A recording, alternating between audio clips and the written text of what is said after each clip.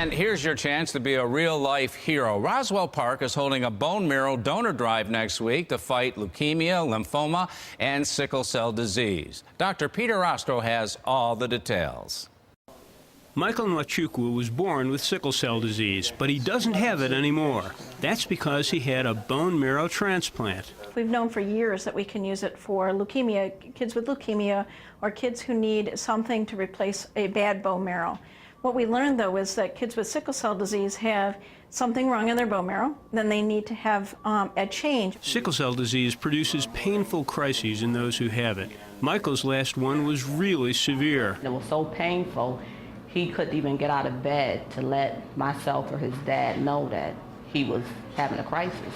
He said he couldn't even move. She discovered the possibility of a transplant in a magazine article, and Michael was lucky. He had a donor at home. My sister was a donor, and it was a perfect match. A growing number of kids are being transplanted, but they're still at relatively low levels across the country, mainly because of donor issues. Only 30% of people who need a bone marrow transplant have a match in their families. We need to look for unrelated donors. Roswell Park is holding a donor drive next Tuesday from 4 to 6 in their lobby. It's easy to be tested. You fill out some information and just swab the inside of your cheeks. Michael's other sister was tested today.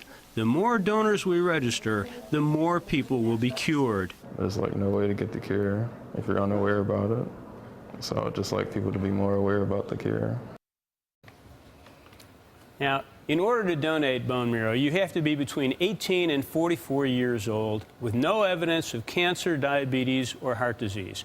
The little cheek swab is all they need to get the information to put you in the registry, and if you're a match, you just might save someone's life. That's worth doing. It is. Now, let's say you are a match. How do you donate? Do you need surgery? Well, many times it can be done using stem cells from your blood, just like a blood donation.